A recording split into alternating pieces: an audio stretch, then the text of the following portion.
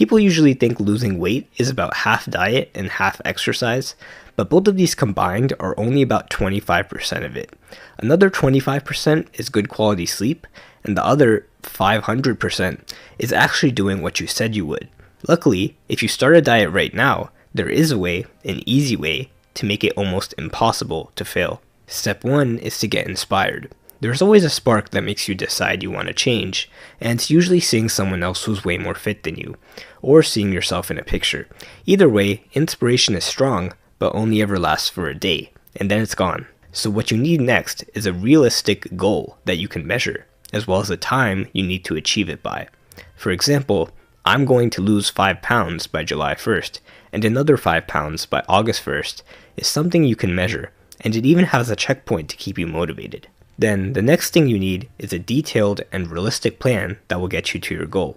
The plan might just be to replace your daily breakfast of milk, sugary granola, and a peanut butter jelly sandwich with instead a 1-mile jog, followed by a bowl of 15 big strawberries and 3 boiled eggs. Believe it or not, this one change is more than enough for you to lose multiple pounds of fat in just a few weeks. But having the plan is not enough. You need to set everything up so that you can easily follow the plan. You have to buy the strawberries and boil the eggs the night before and get your running clothes ready so that when you wake up, the easiest thing to do is to just stick to the plan.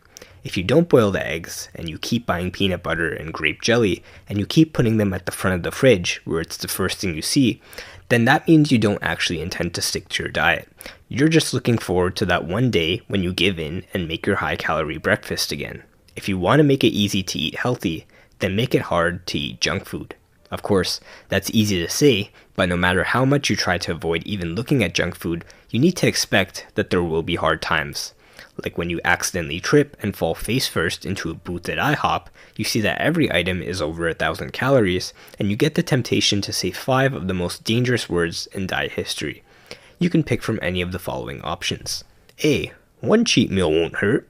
B. I'll actually start dieting tomorrow. C. I just won't eat later. Or D. Maybe I'll just start bulking. And it's times like this when you need willpower, which is the ability to tell yourself no. You can build up your willpower by anticipating all the excuses you're going to make and practicing saying no to all of them. You can even practice walking away from bad choices, but keep in mind that willpower isn't infinite, so you can't always rely on it.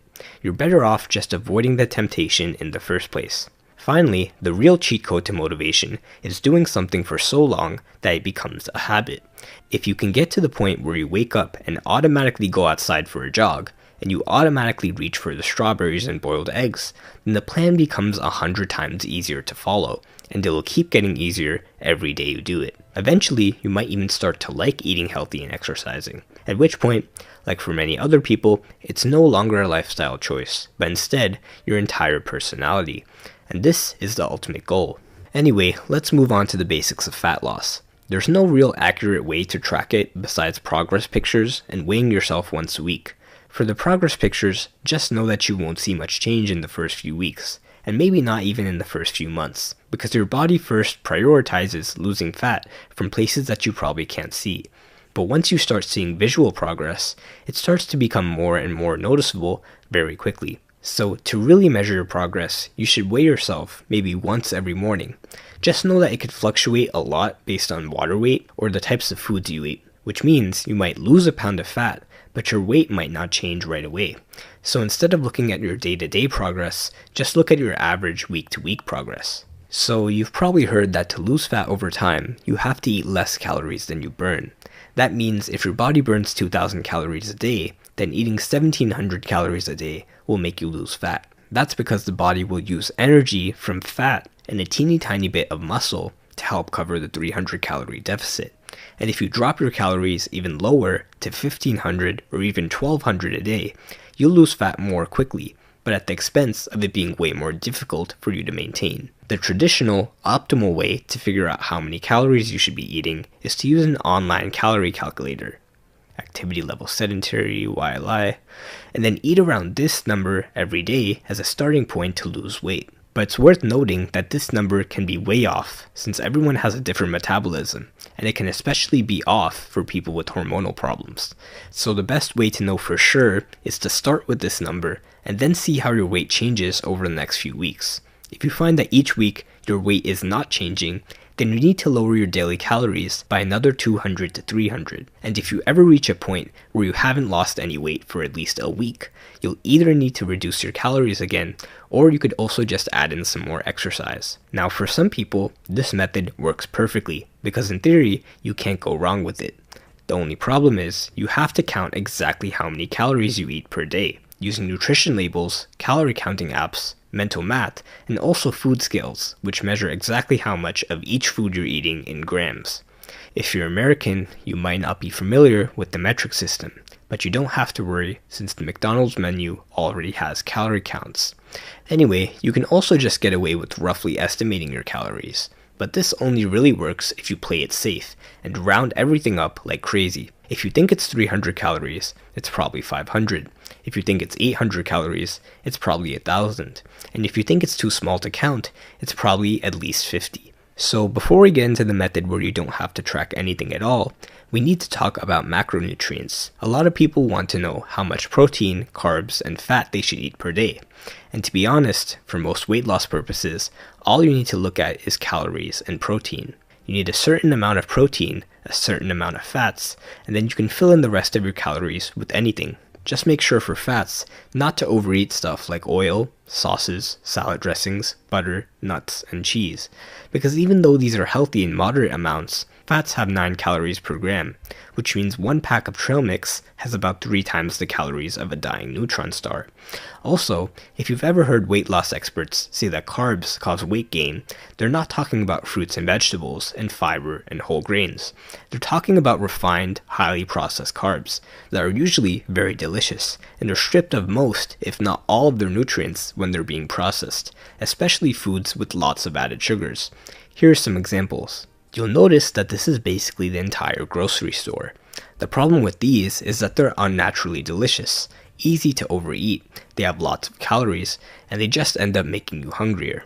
Of course, you can still have them every day, and you'll still lose weight if you're in a calorie deficit, which is why some people like to brag about how they can eat a family-sized box of Reese's Puffs every day and still lose weight.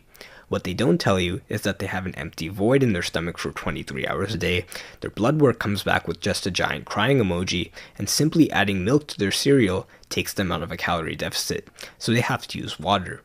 And that brings us to the method of how to lose fat without counting calories.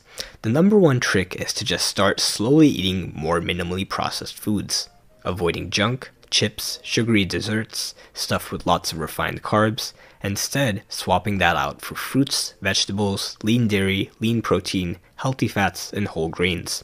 You'll find that these foods are so filling and nutritious that you can eat in a calorie deficit every single day without having to feel that hungry. If you don't believe me, this is 200 calories of Oreos, and this is 200 calories of strawberries. Another tip is to just stop snacking and only eat during meals. Most people snack on high-calorie, tasty junk food because they're bored, stressed, or thirsty, not because they're hungry. So cutting out snacks is actually one of the easiest things you can do, since the body doesn't really need them anyway, and over time, you'll just stop getting the urge to snack. Ideally, once this happens, you'll start to slowly develop a feeling of, I'm better than everyone else, which should be enough to keep you going till the end of your diet. But in case times get hard, here are some more tips. Number 1, start drinking lots of water. Water is very filling, and half of the time when you're hungry, a quick drink of water will get rid of the feeling. Just keep a big water bottle next to you, and you'll never forget. This will also prevent you from craving high-calorie drinks, like soda, juice, bubble tea, and milkshakes. Number 2, if you keep saying, today doesn't count, the real diet starts tomorrow, then it'll never start. Number 3, avoid liquid calories. It's way easier to drink lots of calories in the form of sugary drinks than it is to eat them. Number 4, low-fat shredded cheese, keto bread, cauliflower rice, egg whites, and even peanut butter powder are low-calorie swaps you can make.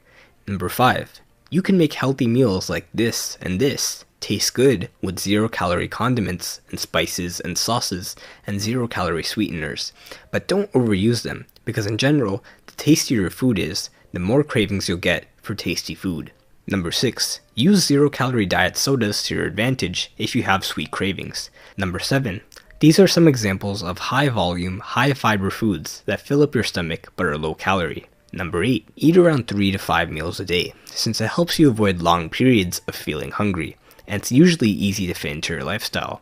One big meal a day might also work, but people tend to give up on that diet very quickly. Number 9. Save your biggest meals for times when you tend to get the hungriest. Number 10. Many people find it easy to be in a calorie deficit when doing intermittent fasting. It involves only giving yourself a 4 to 8 hour window to eat, and then not eating the rest of the day. It might sound hard, but just know that when you don't eat, you won't just be constantly hungry. Hunger comes and goes in waves, so if you just wait a little bit, the hunger goes away. Number 11. Eat more protein because protein makes you feel satisfied, and you also burn about 20 calories just to digest 100 calories of protein. Number 12. Speaking of protein powder is good, but it's processed, and it's a powder that you drink, so it's not really as filling as other protein sources. But if you need it to meet your protein requirements, then drink it with water. Number 13. If you want to, try black coffee or tea, since caffeine slightly boosts your metabolism and slightly suppresses your appetite. Number 14. Use smaller plates, smaller bowls, and smaller portion sizes, because it tricks you into feeling full quickly. Number 15.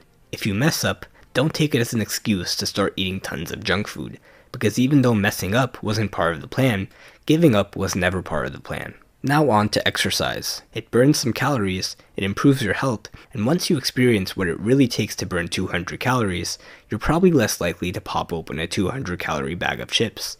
So here are some tips. Number 1. Lift weights. This will not only increase your metabolism, but it will burn calories, and it helps you build muscle. You can use this website to get ideas for exercises. Number 2. Walk more.